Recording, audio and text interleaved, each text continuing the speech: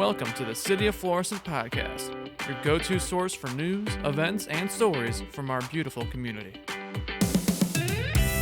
Hi, I'm Mayor Tim Lowery, and welcome to another edition of the Mayor's Podcast Show. With me today is Missy Wilkes. Missy is the Recreation Manager for the Parks Department here in the City of Florissant. Welcome. Appreciate you coming in today. Thanks. Today we're talking about the Florissant Rink at the James J Eagan Center. You want to tell us a little bit what's going on there? Yeah, so formerly known as just the ice rink, it is now transitioning to roller rink as the seasons has changed. So we kind of just refer to it as the rink for all intents and purposes. But it's at James J Eagan Center. It is located underneath the pavilion.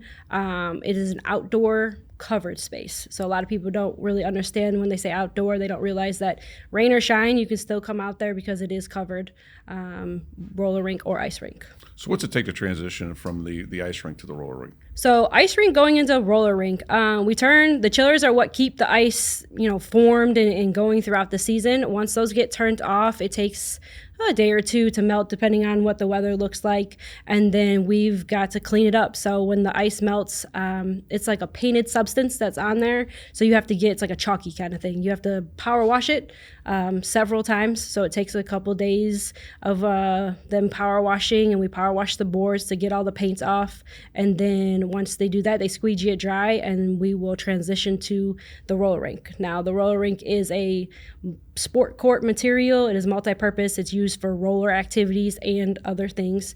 It'll be interesting this time around as it'll be our first time putting it down ourselves. So it's like a giant puzzle. Okay. Hopefully we put it away in a way that will make it easy for laying it back down, but we'll find out. How long does that take to lay it? When we did it the first time, it took a couple days. I would guess it's going to take a couple days. I would give us a week just because we don't know what we're getting into exactly. And again, assuming we put it away the way that makes sense. I guess you're going to find out. We're going to find out real soon if those lines match up. Very good. So at the rink itself, we've done a lot of renovations down there the last couple of years. You want to talk about some of the things we've done at the rink? Yeah, so we have moved the concession into a better place. It's right front facing when you walk in. We've done some renovations, updating to the concessions, got some new things in there, cleaned it up, did some rearranging that just made more sense for working purposes. We have moved the skate shop. Again, a lot of these renovations were to fit the function that we were trying to go towards. We have a lot of hockey rentals, so having 4 locker rooms adequately with doors in a private space is important. So we were able to make those changes as well. We have a lot of structural changes that are still coming, and we're still, progressing forward on that. So sound system, we're going to maybe hopefully update some lights, fixing things that just needed some love. It's been around for 50 plus years, so it is something that needed some attention, and that's what it's getting. Did you mention the scoreboard? The scoreboard as well. That is also an update, yes. So we replaced that. That was definitely needed as well. Everything, I think, is starting to come together now. Very good. Yeah, it looks really good down there. I mean, you guys have done a great job, and it took a lot of work. Yeah, it did. It did take a lot of work, a lot of renovations, a lot of thought, actually. People don't realize the amount of prep going into a renovation. People just see it done, so they don't realize how long we may have been thinking about it or working on it. Of course, a lot of that work was actually done in-house. I mean, you guys did a lot of it yourself. Yep. I would say almost all of it, I think, was done in-house. Yeah. So the roller rink part of it. Tell us some of the programs. You got the hockey. What do you got? Yeah. So for the roller rink, last year was our first year open.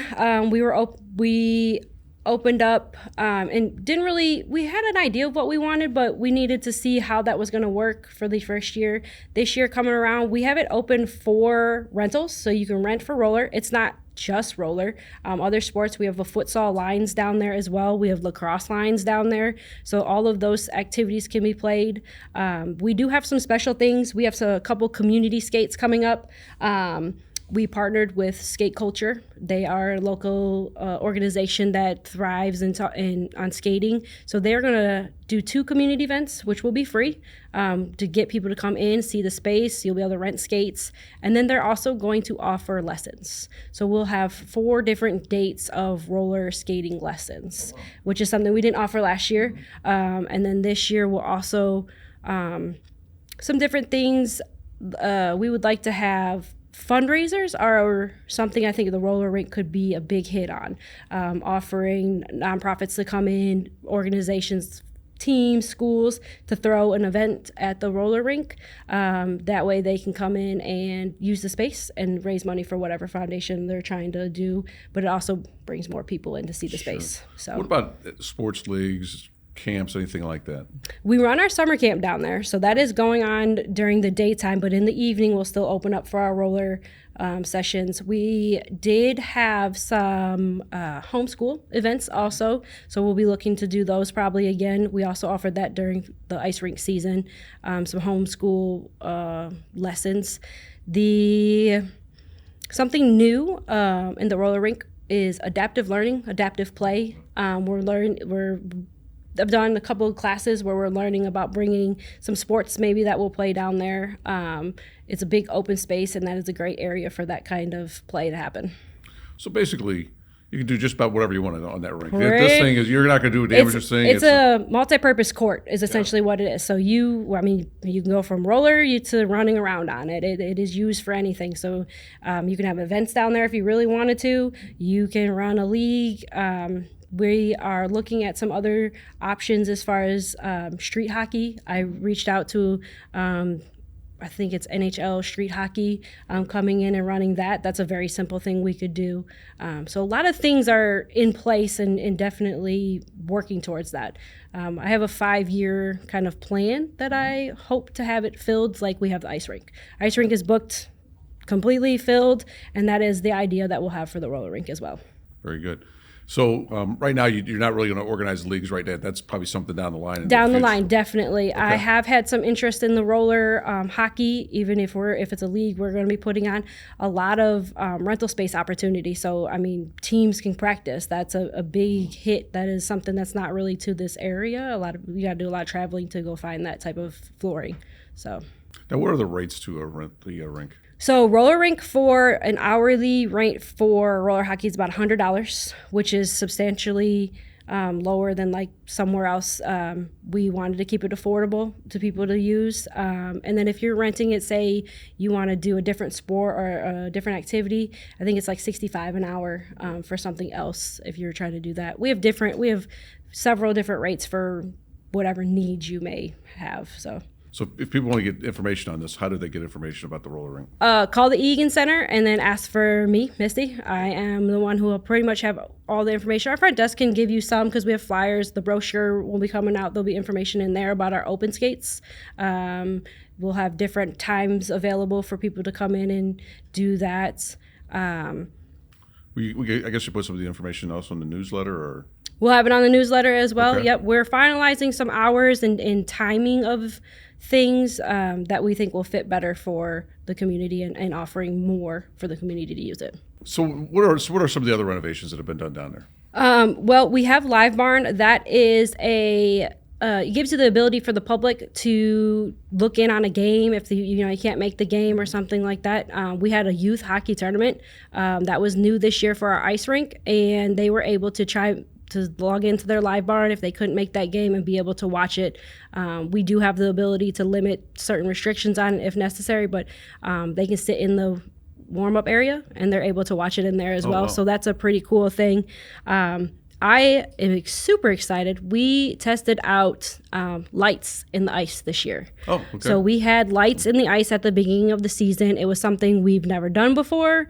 It worked out pretty well. We did learn some things because it did get hit by the Zamboni and we had to pull it up. Okay. So that was a learning experience. But now we know what we need to do for next year. So we are planning on having lights in the ice at the ice rink next year, which will transition to the roller rink as well, because we would like to be able to have some themed roller nights, glow nights, and things like that. I think that will be very helpful for the roller rink.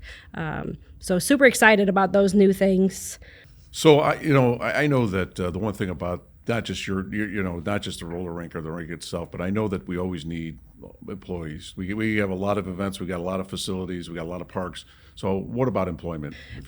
So ice rink, roller, we have a lot of staff that we need to hire. We have a lot of seasonal positions coming available as we're coming into our busy time, the summer. We've got those pools we've got to staff. We're in immediate need for lifeguards that, can you swim? Come be a lifeguard. That's we got 2 pools we've got to staff this summer. So it's going to be a busy year for the Parks and Rec Department for sure. So where can they find the information out on the employment? You can go to florissantmo.com and go under the Human Resources tab, and you'll be able to find all of our seasonal jobs and other employment as well. Very good. Once again, thank you for joining me today. Certainly appreciate everything that you're doing and certainly everything that the Parks and Recreation Department's doing. Appreciate it. Thank you. Thank you. That concludes another edition of the Mayor's Podcast Show. We are Florissant Strong.